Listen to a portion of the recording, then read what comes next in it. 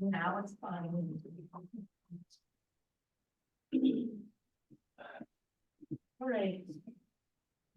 Good morning, everyone. We want to welcome our guest speaker, Jim Rymarcsuk, who is going to be presenting an overview of the geography and archaeology of the Holy Land this morning. And so we would like to start with a word of prayer. Loving God, we give you thanks for Jim and for Jenny and for their witness, their membership here at Bradley Hills, and for all those gathered near and far on this Lord's Day as we dive deep and look at the geography of and background archaeology of the most special place on earth in many ways. And so for this time together and for Jim and leading us, in Christ we pray. Amen.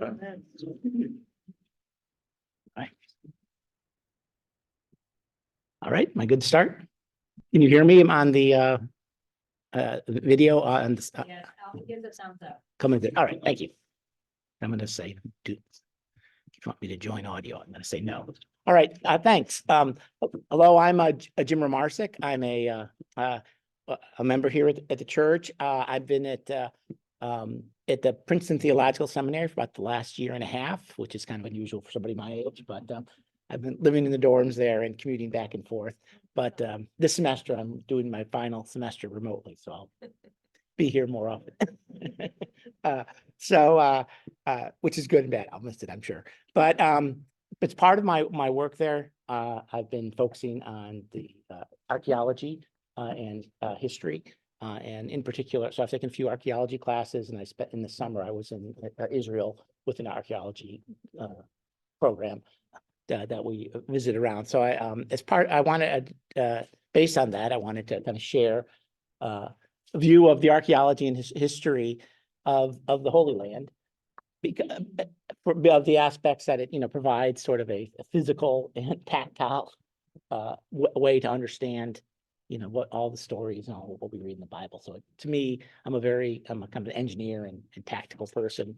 It makes it feel much more, like you're in it when you can see it and think about these are real places with that what they feel like, what the environment looks like, what the history is there, and what remains from the material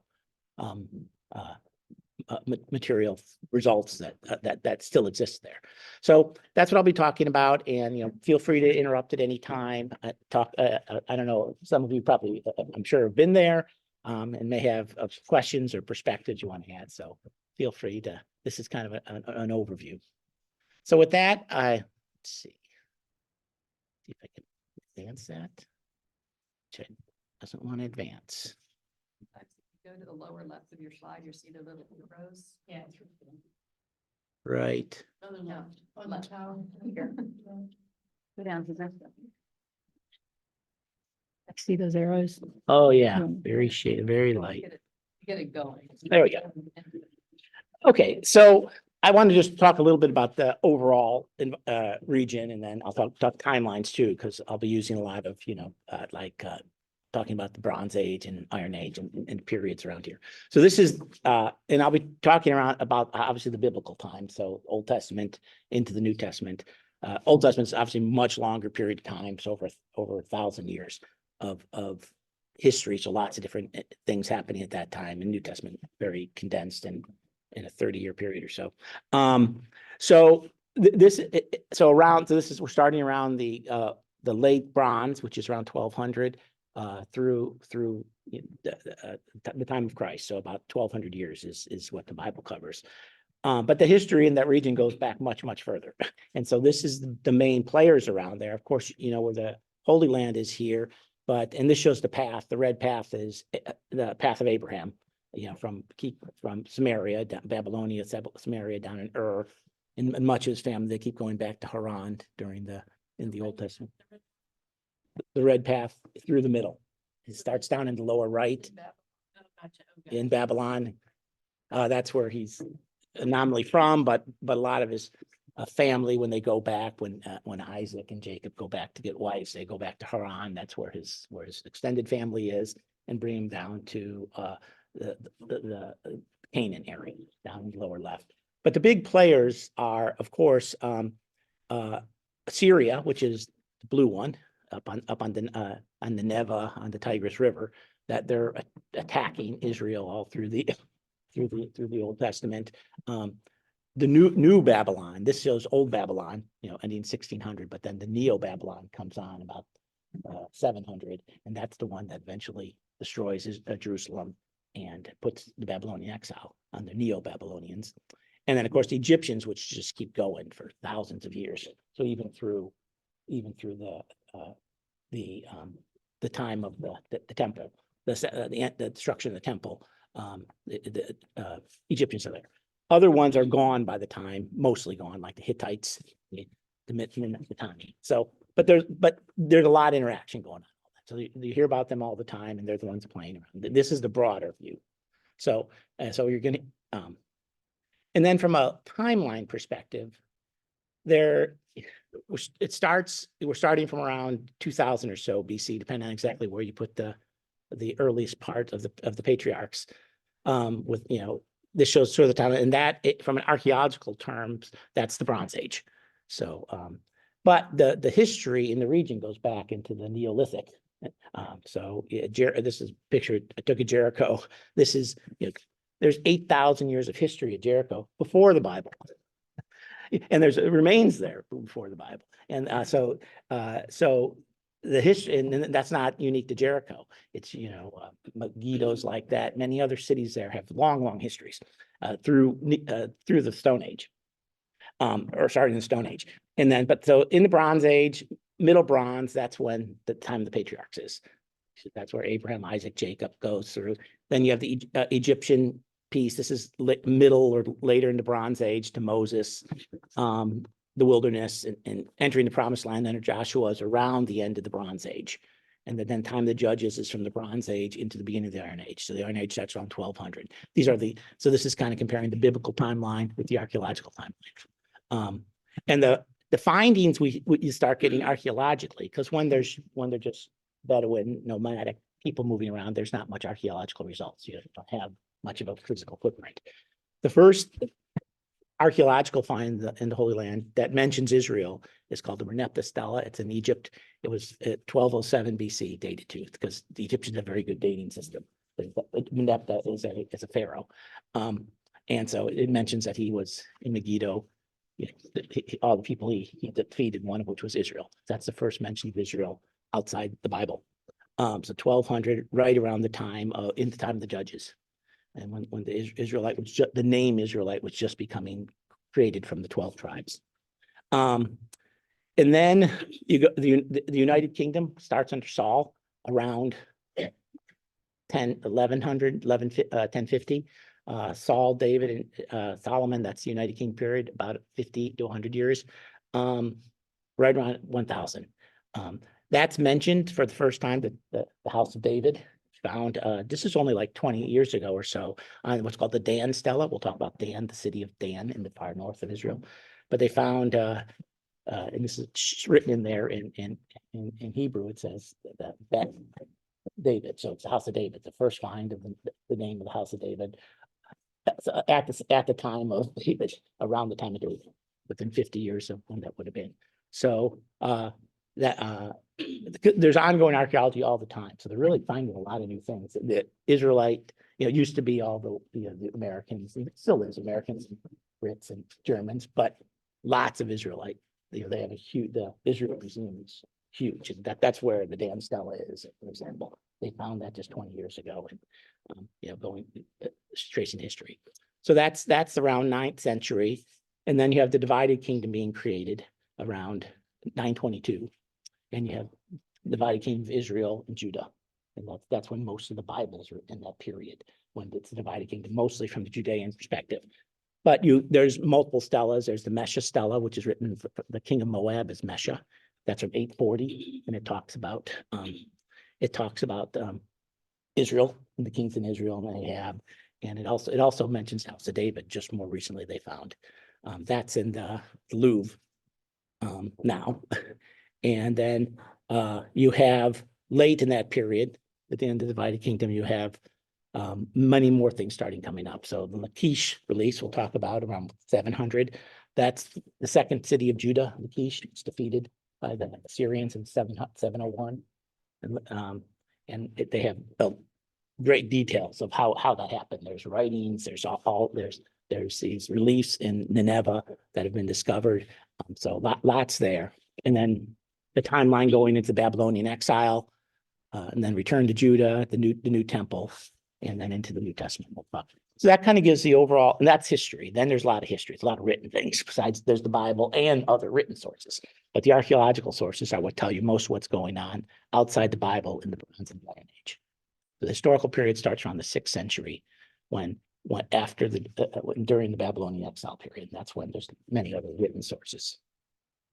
All right, so that's basic timeline. That's basic geography. So what we're going to do now is just go kind of using those terms, places and times, go through, take a little travel around, looking at the regions and some of the key archaeological finds in each region. I just wanted to briefly show, this is the topography of the Holy Land, and it's very kind of vertical. Along the coast is the plains, which are, flat and sandy, and the Jews didn't spend much time there. That was mostly Philistine in the south and Phoenician in the north. From Dor north is Phoenician, and then the plains of Philistine, Gaza, as we know today, is outside of the Jewish control. The plains of Sharon is the one place, but there's no great ports here. It's all really sandy and flat and straight, so ships don't come in here. Well, there's so some were built over time, but not very water oriented, very inland oriented. So then that one step up is the Shephelah. I'm going to go in that. That's very agricultural. It's the small hills. Then you get into the heartland is the hill country, Judean and the Sumerian hill country, which is the mountains, and then down into the Dead Sea. And the Galilee is a little different in the north. It goes over the Jezreel Plain Valley, which is breadbasket of Israel even today, up into the Galilee and up higher. But the one on the right is the same look. It's what grows there. I see. Yeah, and the one on the left is the topography, the height. But you can see they're very highly related. Down in the plains grow grains and things, and up in the mountains, up in the hills are like it's shepherds and animal husbandry. And then the Shephelah is the most productive land.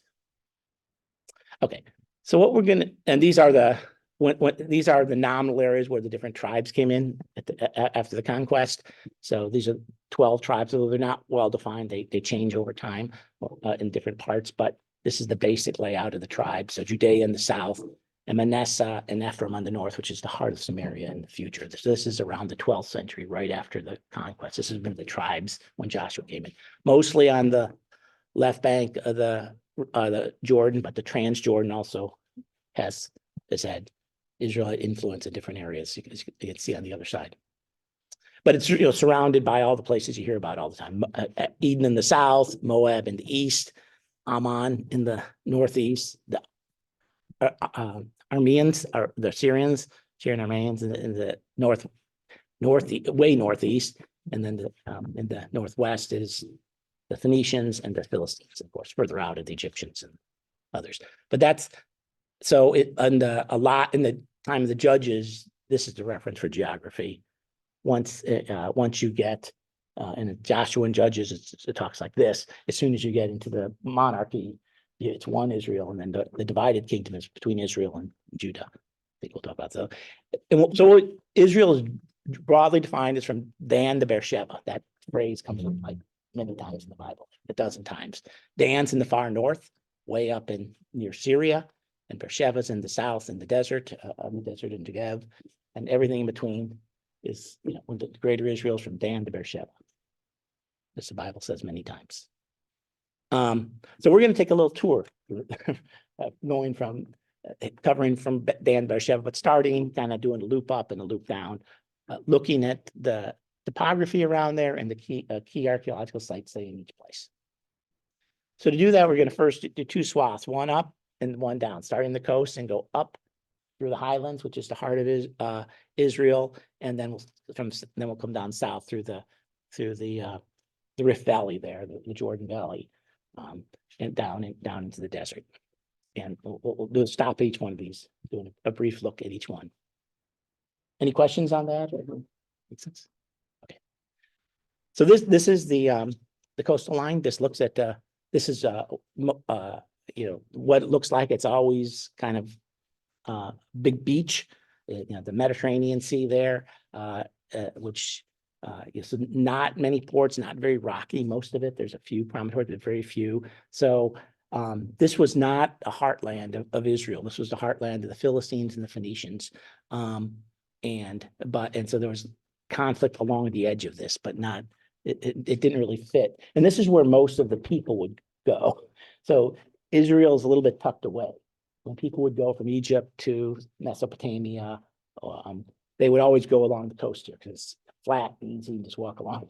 Where the mountains and the deserts, not in the Jordan Valley, very, very harsh.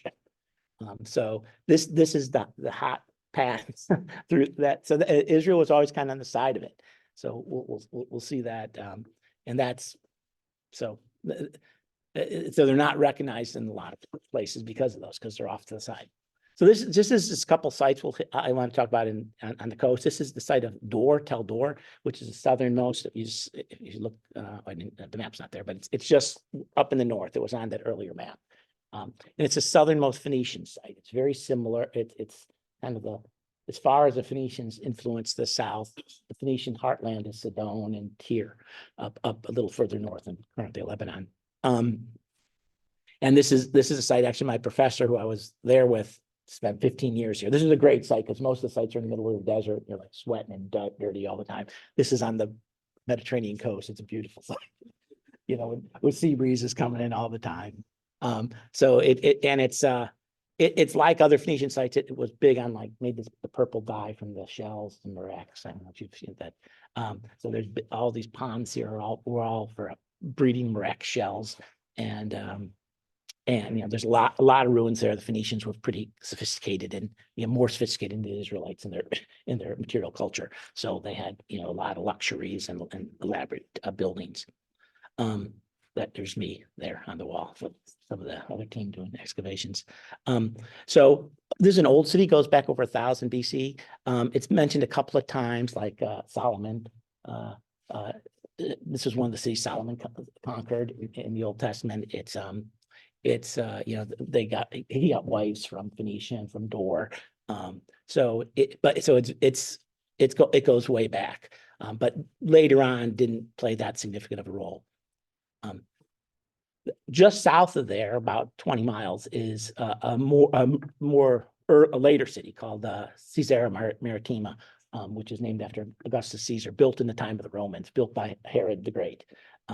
It later became the capital of Israel when under the Palestinian under the Roman province. So they moved it from Jerusalem because Jerusalem was too much of a hotbed of revolt, and moved it to Caesarea. But this was the main. So this was the capital. Later on, it was built by the Romans. 1,000 years after Dor. It's an elaborate. You can see. It has theaters like on the right and hippodromes or the race courses. It's a Roman city, much larger scale. And there's a building on the left there is a Crusader fort. There's after the time of the Bible, there's another 2,000 years of Crusaders and Muslims there, and all kinds of stuff. So there's forts of you got to get below all those to get to the Israel time. But this is this plays an important role in the New Testament. This is where Cornelius, centurion Cornelius, where Peter has a vision to go see Cornelius, and he goes and meets Cornelius, and Cornelius speaks in tongues, and that it's a part where Peter in Acts 10, they spread the gospel to the first time they spread the gospel to Gentiles, the Jewish community. And it's done by Peter, and Peter says, if God can speak directly to them, non-Jews, Roman centurion, even that this should be that we need to be extending beyond. Of course, it's where Paul departs from multiple of its missions. This is the main port in the time of Jesus, in Israel. And it's also where Paul was in prison for a couple of years before his final being shipped off to Rome in the very end of Acts, where he's being where he is martyred later. He goes there and pleads that he needs to go, that he should be able to see he could plead to the emperor so he couldn't go to Rome. So it's a very Roman city, amazing remains there now, an extensive city. Then heading up the hills, then this is the Shephelah. So you start getting in, this is much better agriculture, lots of fruits and things like that. Gets more rain. As you go up the hills, you get more rain. This is where a lot of the conflict happened between the coastal people, especially the Philistines and the Israelites. So this is the valley of Elah right here where where David fought Goliath. Samson also fought there too. And many of the stories in the Judges and in the David period and Saul are all fighting with the Philistines. In a lot of that in the Shephelah. The big city in the Shephelah, what I mentioned before, is Lachish, the number 2 city in Judah. Economically, it was more important than Jerusalem through most of its time, but it was captured a couple of times. The first, when the Syrians took Israel, and Israel being the northern city, not Judea, in 922. I'm sorry, in 722, and then they came down and they took most of Judah. And the big thing they took Lachish, and then they went back to Nineveh and built these friezes all around Sennacherib, even though he was the ruler of Assyria then. And so this shows the ramp he built to take it. These are the reliefs showing them taking the Jews are on top of the towers there, throwing things down, and they've got this battering ram. I don't know if you can see the battering ram. It's got a point on there, knocking down the walls of it. And there's some amazing. They've taken these reliefs and they put the on the land. You can see the relief.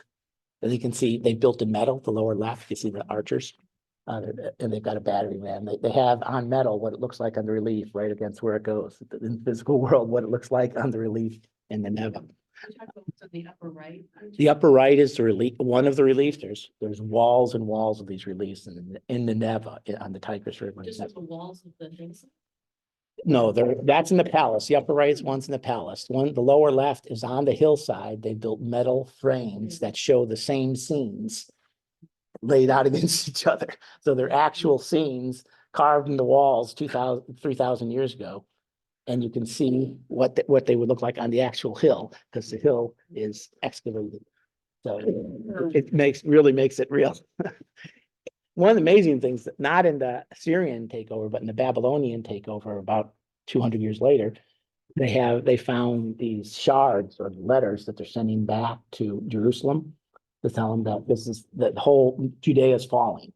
And there's Lachish in one other city, and you can see from Lachish, you can see these hills, and they put little fires on the hills to signal things back, and they can relay back to Jerusalem, which is, but anyway, they're writing on the shard that the last light is going out. They have a letter of this thing. The last light is gone out. It's just us, so it's very like, you can like feel the angst and the personal moment 2,600 years ago of it's just us. If we fall, they're coming to Jerusalem, and Jerusalem is the only city left. So anyway, it makes it so real in person. And then the center is the Israelites being exiled after the city falls. So Lachish is a big city mentioned about 22 times in the Bible. When Joshua first comes in, they mention conquering it, because these cities predate Israel, Lachish, and many others. And it's like this is the conquering by the Assyrians, which was a really big deal, because it was based that once that happened, it was just Jerusalem on its own. Everything else was conquered. And then later by the Babylonians. So it's so you can see all that in reality, which is pretty cool. Then heading up hills, this is the highlands. So now you're getting into lower Judea, the southern Judea, the Hebron Hills. So this is around the city of Hebron.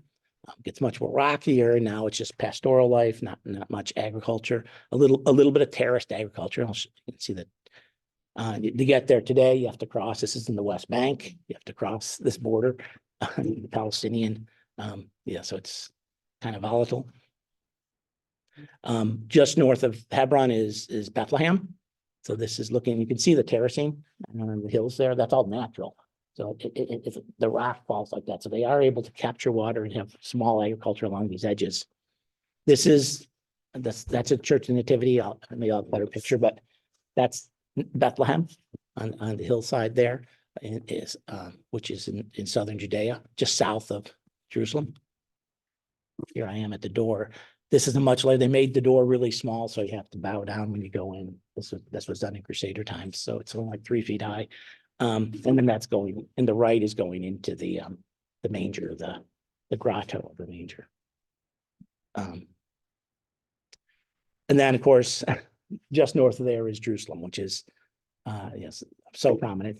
The left shows the Temple Mound, and then this is the city of David, the Ophel in the city of David, that was the whole city back in the past. So you can see the Temple Mound, and on the right shows that just straight. That's what it looked like in the time of David. And then it grew out in those 2 little bulbs on the south. And then by the time of Jesus, it emerged more to the north, and you can see the outer walls there. And in those outer walls, just to the northwest, is where Galilee is. It's inside the walls today. But so obviously a lot of archaeology around Jerusalem. Oh, I was going to share this. So this is from Jerusalem. This is one of my best things. This is a lamp, 1st century lamp. So this is, all the things. It's got a menorahs on it. So you put oil in here, you put a wick in here, the handle's broken off. But this is from the time of Jesus.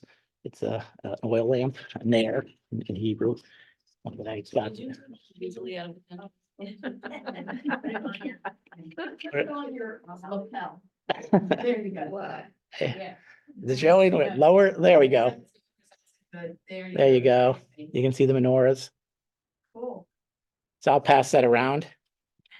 That's from the Kidron Valley. We'll show you the Kidron Valley here. But that could have been used by this little light of mine. That could be it. This is Jerusalem. This is obviously art. I'm going to talk about 3 things of it, 3 elements of it. That you see the temple at the top, the middle gate there. This is to the right there. It's facing down to the Kidron Valley, which is where that was found. I brought that up. That's the water source, the Siloam spring, and then you can see the temple, the palace in the middle there. So I'll go through each of these. Well, let me point them out here with this. I think it's better. This is a temple. This is the steps of the temple. Not temple, the palace. This is the palace of David right there. So you can see it. It's in the center part, and this is supporting walls to the palace of David. It's called the stepped wall. And they also found houses there and a bunch of seals with a bunch of people's names from the Old Testament. The seals that they put on scrolls. They found the scroll room. All the scrolls are all deteriorated, which are made of papyrus, but in this climate, it's kind of papyrus doesn't last, unlike Egypt. But all the seals stay.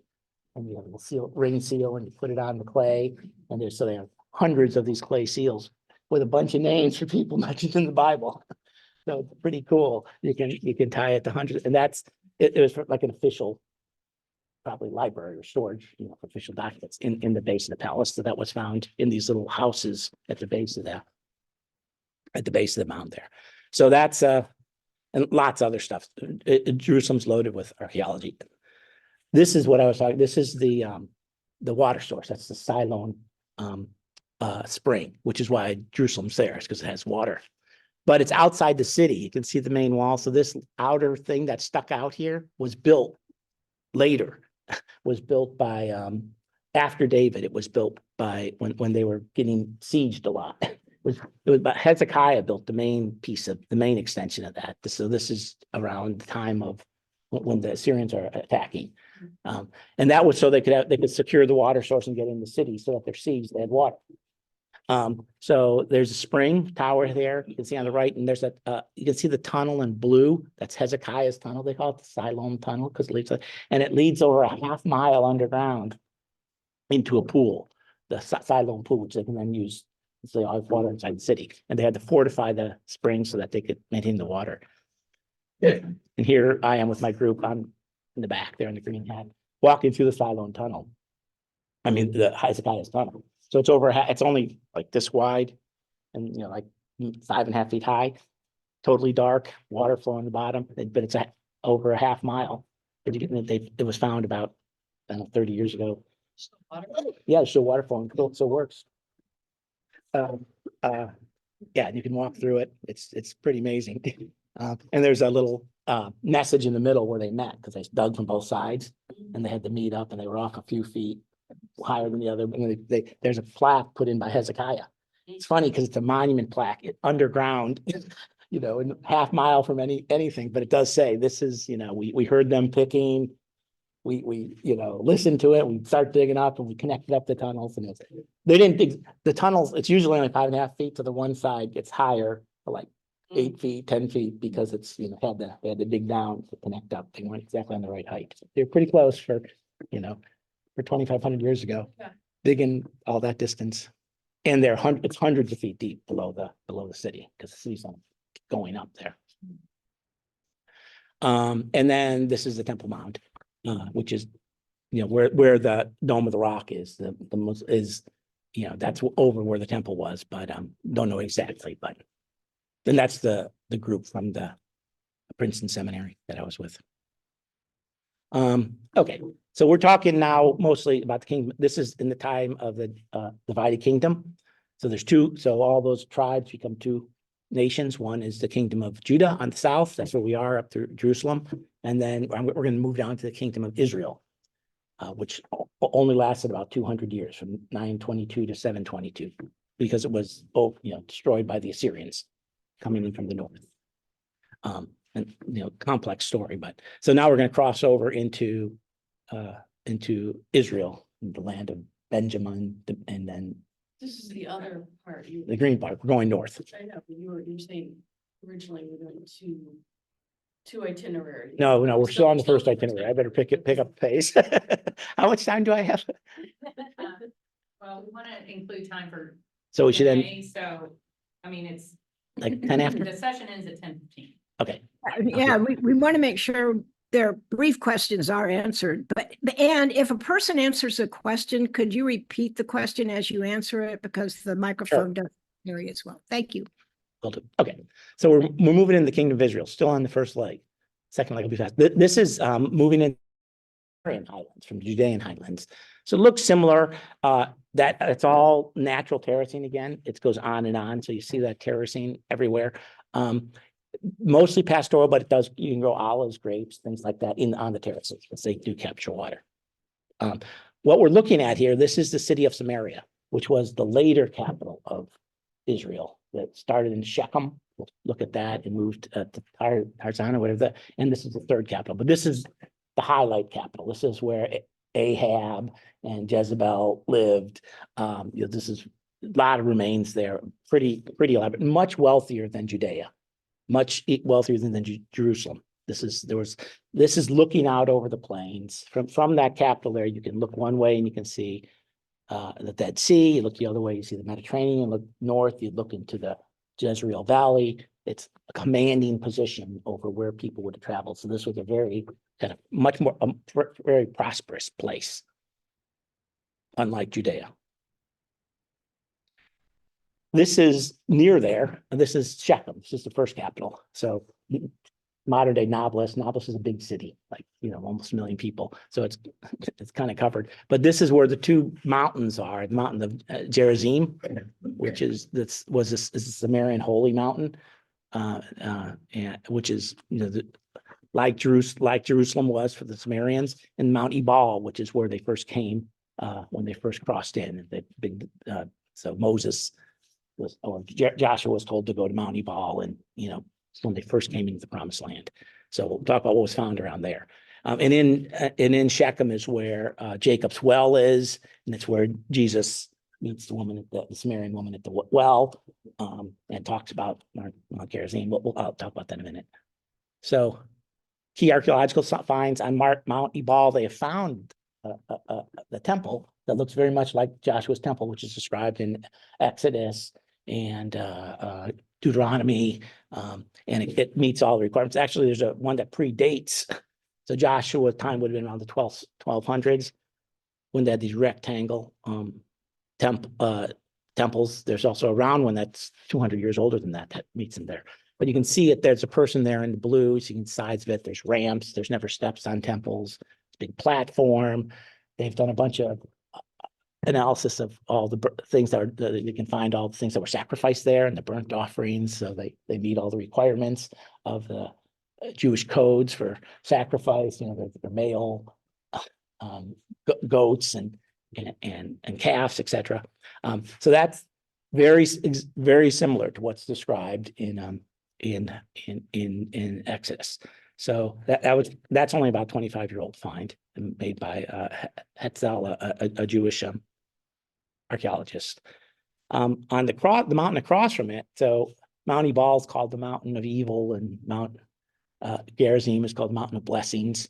Mountain on Gerizim is where the Sumerians still live. So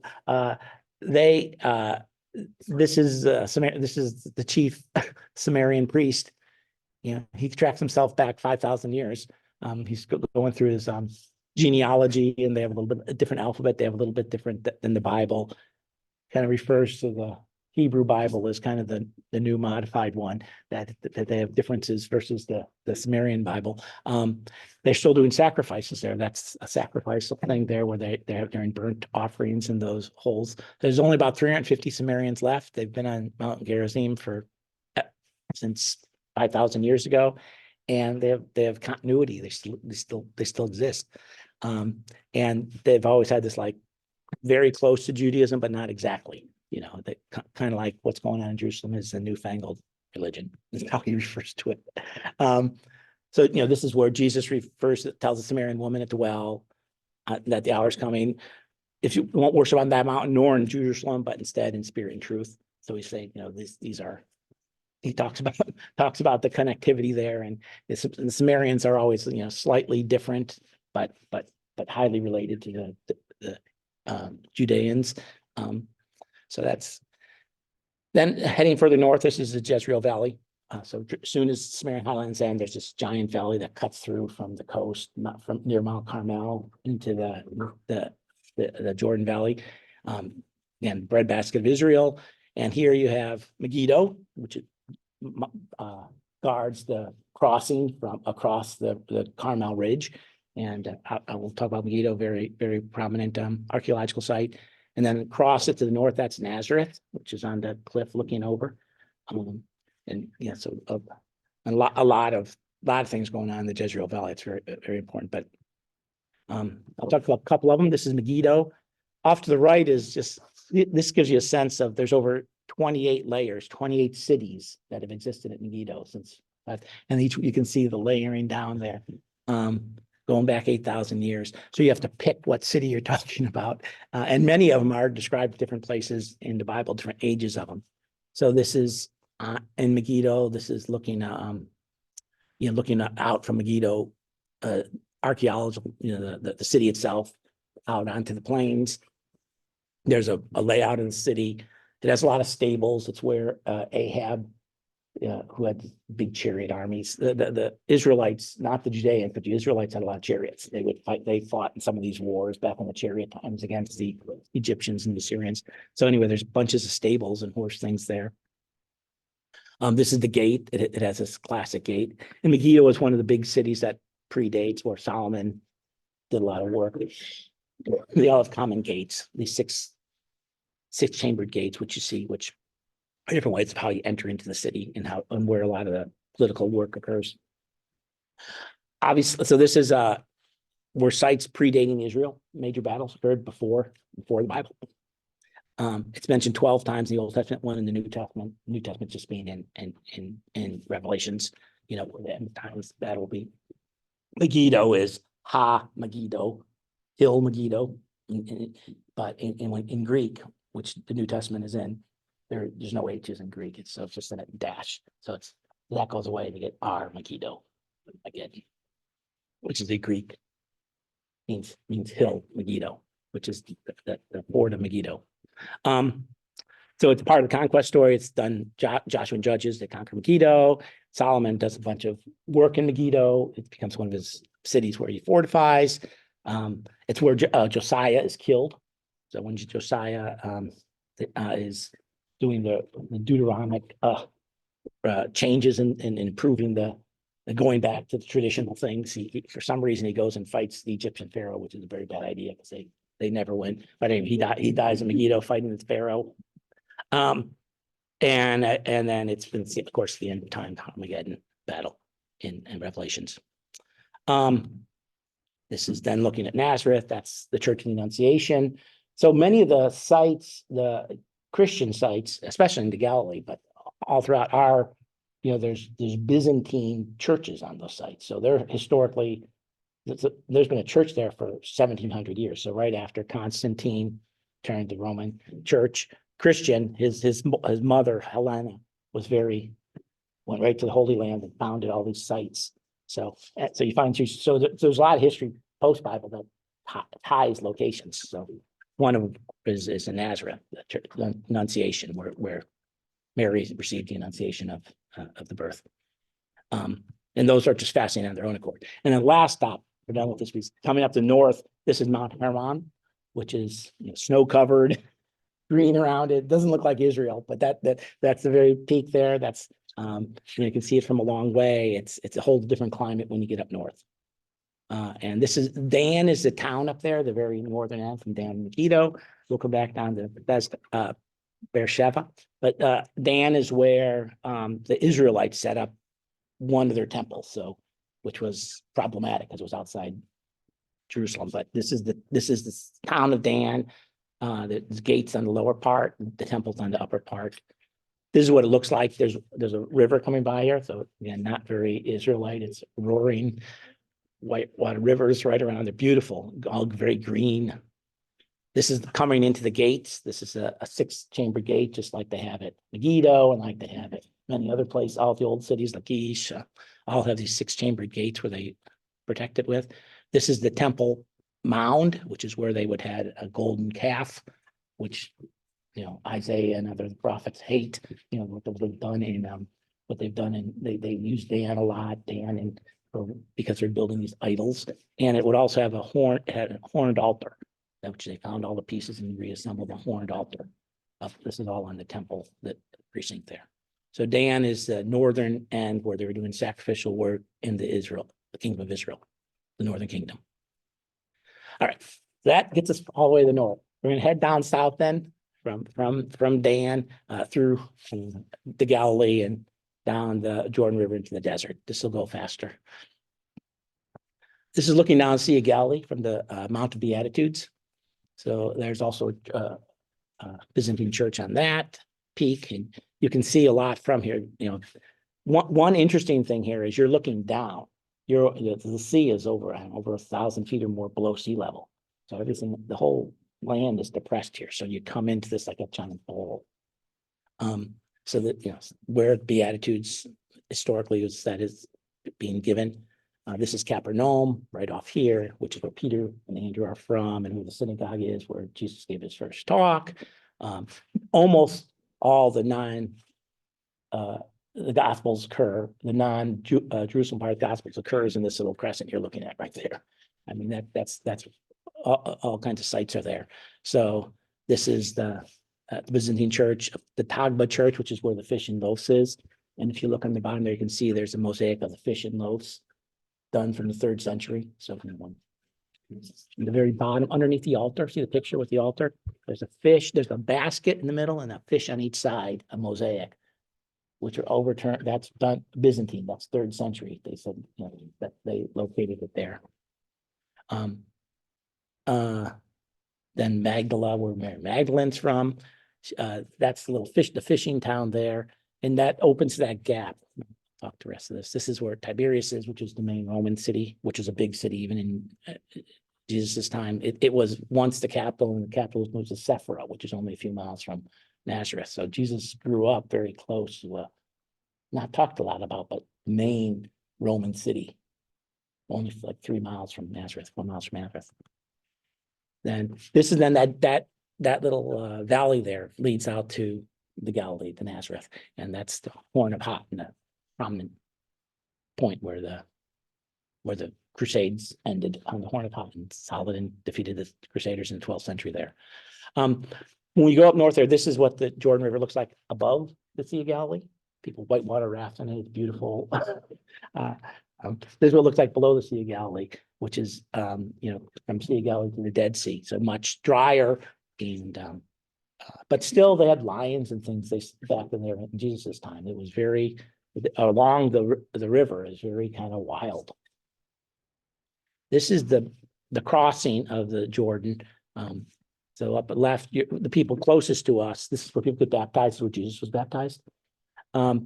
Closest to us is on the Israel side, the other side is the Jordan side. People, get baptized from both sides. On the bottom, that's dug out in Byzantine times at the baptismal site the Byzantines put in there, third and fourth century, where in Bethany beyond the Jordan, just beyond the Jordan. And so that's where they were baptizing people in medieval times. And that's me giving a little talk there. This site has a lot of, I'm being done, recommitted in the Jordan there by a Presbyterian minister we had traveling with us.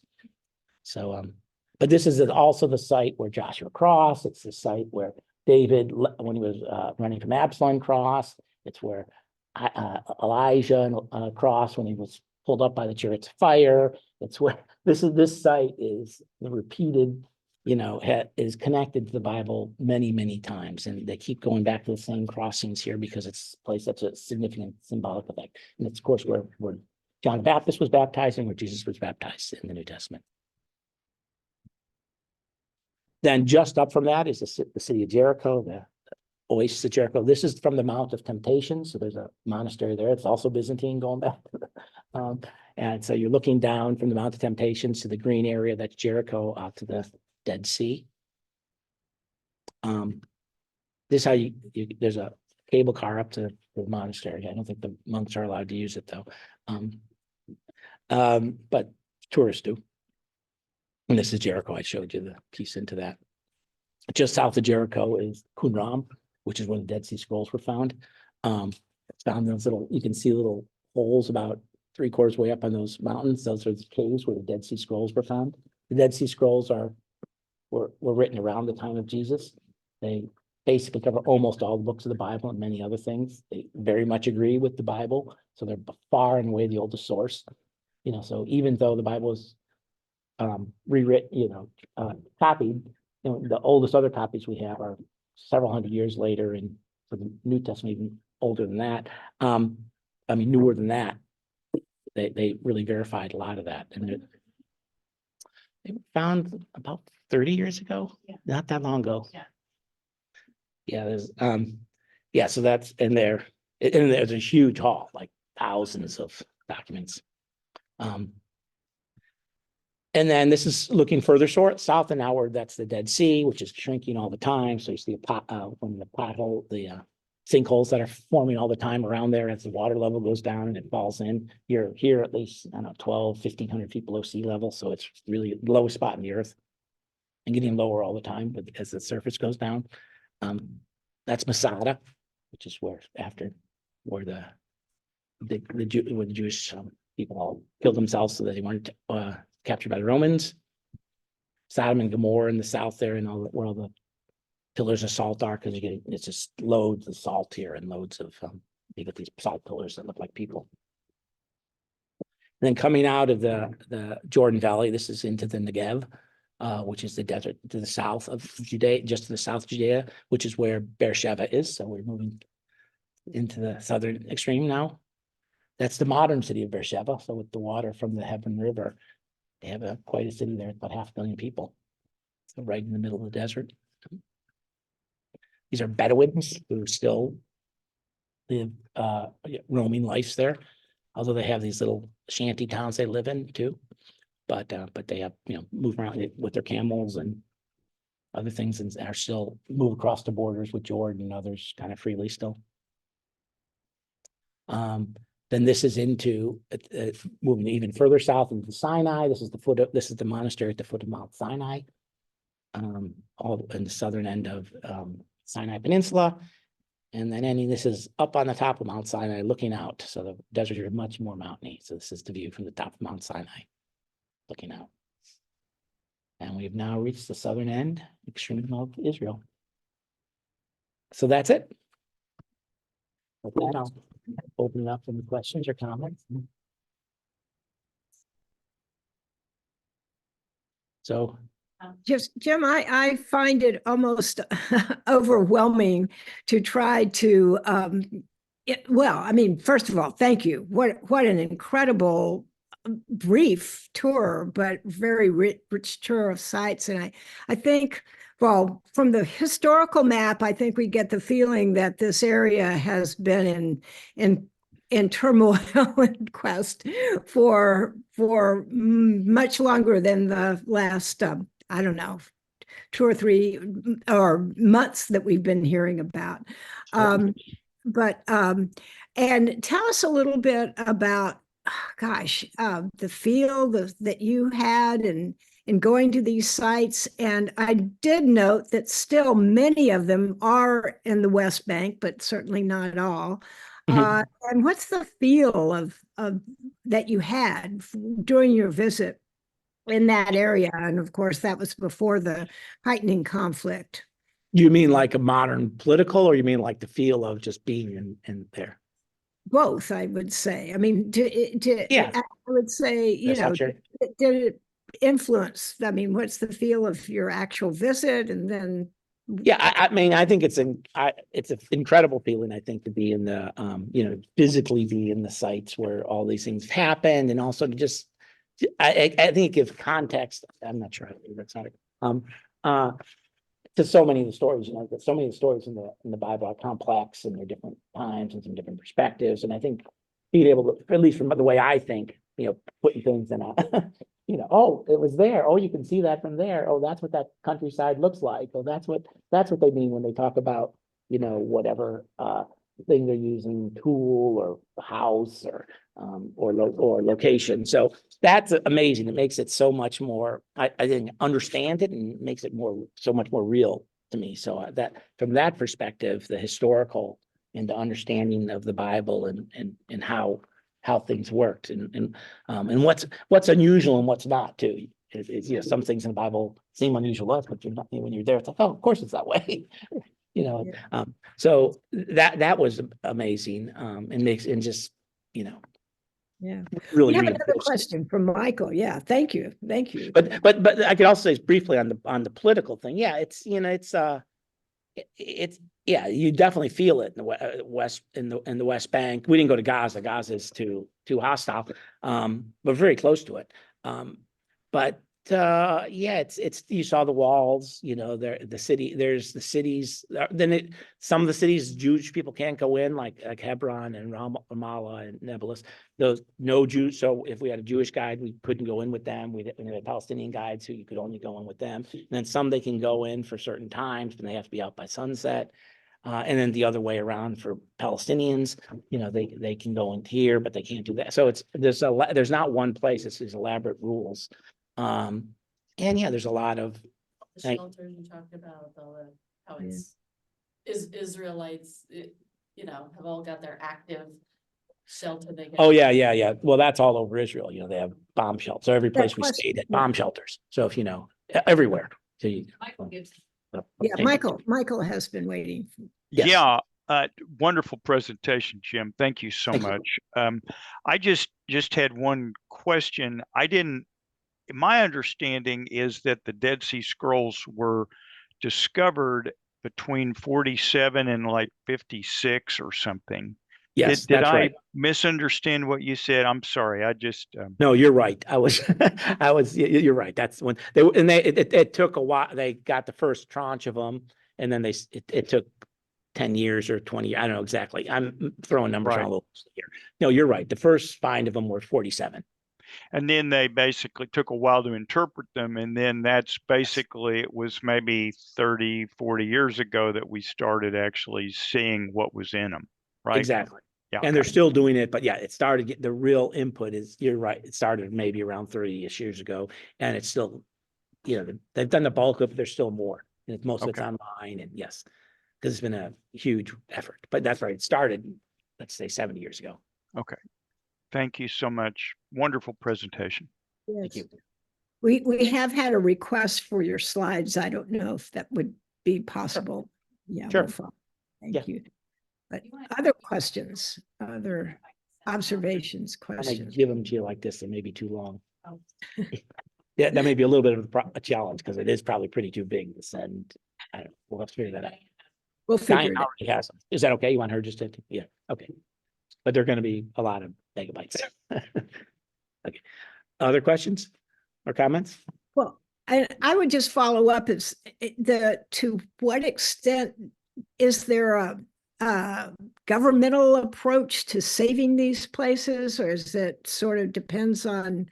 Yeah, What- there's, I mean, Israel does a great job of it. I mean, unlike, what goes on in Syria, and where they're actively destroying things, and even in Iraq these days, because they have amazing stuff there too. But no, Israel does a wonderful job of preserving it. It's a big part of their heritage, right? And a big part of their reason for being there, right? Is so they're archaeology, if anything, is just getting better there all the time. They have huge resources they put against it, and there's a lot of outside people there too.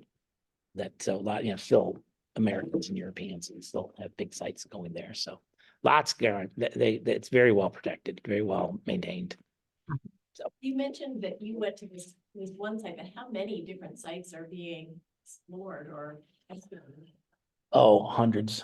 I mean, there's broad surveys, that kind of cover probably thousands of sites there, where they look at, something that they know, that where they're locating things from the Bible or other sources where they find it.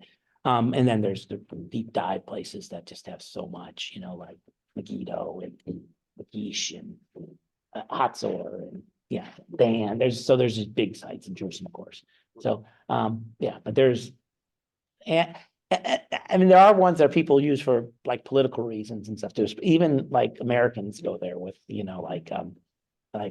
evangelical churches will go there and try and, find things that, they're trying to say this is supporting different theories of the Bible and stuff too.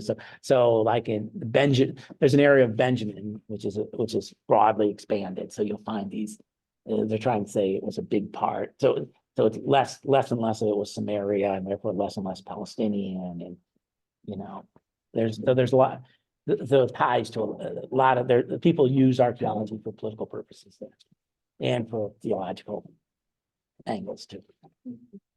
Well, Jim, I wish we had more time. We obviously would love to we could have many programs to revisit areas and specific areas and your own learning and whatever rich resource you are. And I understand that Diane Whitaker does have the slides so that we can make them available. This recording will be available. And I want to thank everyone who's tuned in today, and want to really encourage you to be a regular, and please pass the word. We've got these incredible programs, and we've got a lineup coming up that next month that's just really exciting. Pastor Denise will be leading off our whole study of in small groups on the 10 Commandments, but her program itself as the lead off is always very worthwhile. And then Shively Smith, who is probably the best resource on Howard Thurman's theology, will have a part 2 program continuing from last year, as we look at Black History Month, followed by Robbie Jones, who will be speaking on his book on the hidden roots of white supremacy, and then followed by Denise Dubosky Hopkins, who will be talking about how the Bible really is a resource for hope, but much and resilience for trauma, as we have witnessed that this area that we've just seen today has experienced so much trauma through the years, and our own faith is built on that. So thank you all so very much, and really welcome you into our congregation, Jim, and really appreciate your donation today and what you've done for us. Thank you. Thanks all. See you all later.